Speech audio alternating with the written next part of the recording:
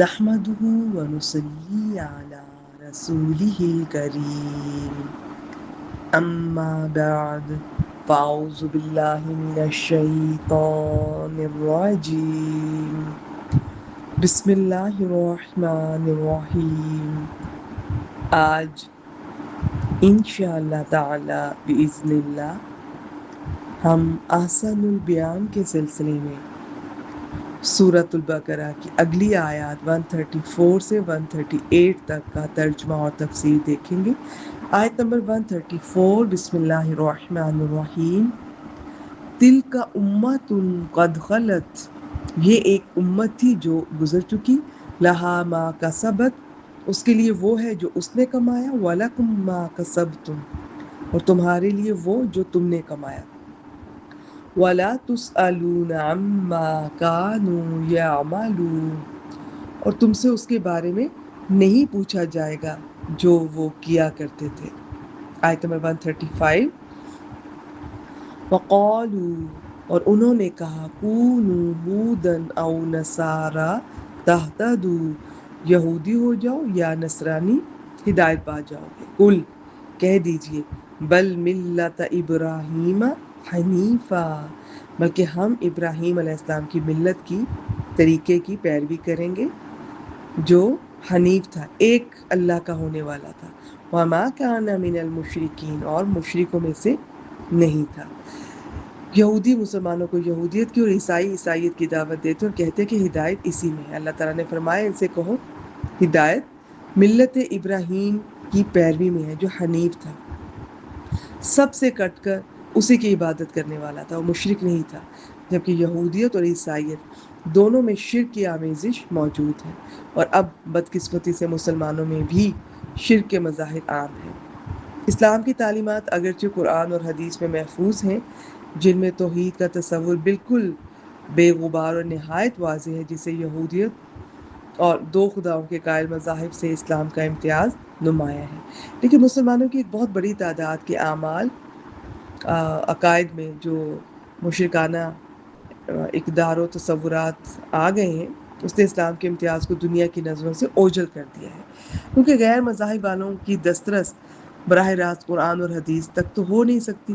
وہ تو مسلمانوں کے عمل کو دیکھ کر ہی اندازہ کریں گے کہ اسلام میں اور دیگر مشرکانہ تصورات سے آلودہ مذاہب کے درمیان تو کوئی امتیاز ہی نظر نہیں آتا. اگلی آیت میں ایمان کا معیار بتایا جا رہا ہے. آیت نمبر 136.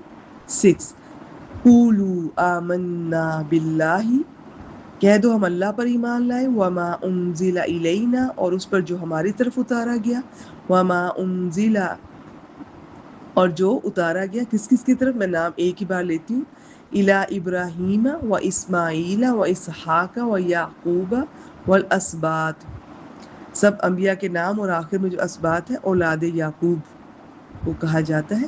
وما اوتی موسیٰ و عیسیٰ، اور جو موسیٰ علیہ السلام اور عیسیٰ علیہ السلام کو دیا گیا، وما اوتی النبیون من ربہم، اور جو تمام نبیوں کو ان کے رب کی طرف سے دیا گیا. لا نفرق بین احد منہم، ہم ان میں سے کسی ایک کے درمیان فرق نہیں کرتے، وَنَحْنُ لَهُ مُسْلِمُونَ، اور ہم اسی کے فرما بردار ہیں. جی آیت نمبر 136. یعنی ایمان یہ ہے کہ تمام انبیاء علیہ السلام کو اللہ تعالیٰ کی طرف سے جو کچھ بھی ملا یا نازل ہوا سب پر ایمان لایا جائے، کسی بھی کتاب یا رسول کا انکار نہ کیا جائے. کسی ایک کتاب یا نبی کو ماننا، کسی کو نہ ماننا، یہ انبیاء کے درمیان تفریق ہے جس کو جائز نہیں رکھا. البتہ عمل اب صرف قرآن کریم کے ہی احکام پر ہوگا، پچھلی کتابوں میں لکھی ہوئی باتوں پر نہیں، کیونکہ ایک تو اصلی حالت میں موجود نہیں ہے، تحریف شدہ ہے، دوسرے قرآن نے ان سب کو منسوخ کر دیا ہے. آیت نمبر 137. بسم اللہ الرحمن الرحیم. فَإِنْ آمَنُوا بِمِثْلِ مَا آمَنْتُمْ بِهِ فَقَدِ اهْتَدَوْا، پھر اگر وہ اس جیسی چیز پر ایمان لائے جس پر تم ایمان لائے تو یقیناً وہ ہدایت پا گئے. وَإِنْ تَوَلَّوْا، اور اگر وہ پھر جائیں، فَإِنَّمَا هُمْ فِي شِقَاقٍ، تو وہ صرف ایک مخالفت میں پڑے ہوئے ہیں. فَسَيَكْفِيكَهُمُ اللَّهُ، بس عنقریب اللہ تجھے ان سے کافی ہو جائے گا. وَهُوَ السَّمِيعُ الْعَلِيمُ، اور وہی سب کچھ سننے والا، سب کچھ جاننے والا ہے. جی آیت نمبر 137. صحابہ کرام بھی اس مرکوزہ طریقے پر ایمان لائے تھے، اس لیے صحابہ کرام کی مثال دیتے ہوئے کہا جا رہا ہے کہ اگر وہ اسی طرح ایمان لائے جس طرح سے صحابہ کرام اور تم ایمان لائے ہو، اے صحابہ کرام تم ایمان لائے ہو، تو پھر یقیناً وہ ہدایت یافتہ ہو جائیں گے۔ اگر وہ ضد و اختلاف میں منہ موڑیں گے تو گھبرانے کی ضرورت نہیں، ان کی سازشیں آپ کا کچھ نہیں بگاڑ سکیں گی، کیونکہ اللہ تعالیٰ آپ کی کفایت کرنے والا ہے۔ چنانچہ چند سالوں میں یہ وعدہ پورا ہو گیا۔ بنو قینقاع اور بنو نذیر، یہ جو دو گروہ تھے اس کے بنو اسرائیل کے یہودیوں کے، ان کو جلا وطن کر دیا گیا اور بنو قریظہ قتل کیے گئے۔ تاریخی روایات میں ہے کہ حضرت عثمان کی شہادت کے وقت ایک مصحف عثمان ان کی اپنی گود میں تھا، اور اس آیت کی جملہ فَسَيَكْفِيكَهُمُ اللَّهُ، اس پر ان کے خون کے چھینٹے گرے، بلکہ دھار بھی۔ کہا جاتا ہے کہ یہ مصحف آج بھی ترکی میں موجود ہے۔ جی آج کی آخری آیت 138، صبغۃ اللہ، اللہ کا رنگ اختیار کرو۔ ومن احسن من اللہ صبغہ، اور رنگ میں اللہ سے بہتر کون ہے؟ وَنَحْنُ لَهُ عابدون، اور ہم اسی کی عبادت کرنے والے ہیں۔ عیسائیوں نے ایک زرد رنگ کا پانی مقرر کر رکھا تھا جو ہر عیسائی بچے کو بھی اور اس شخص کو بھی دیا جاتا ہے جس کو عیسائی بنانا مقصود ہو۔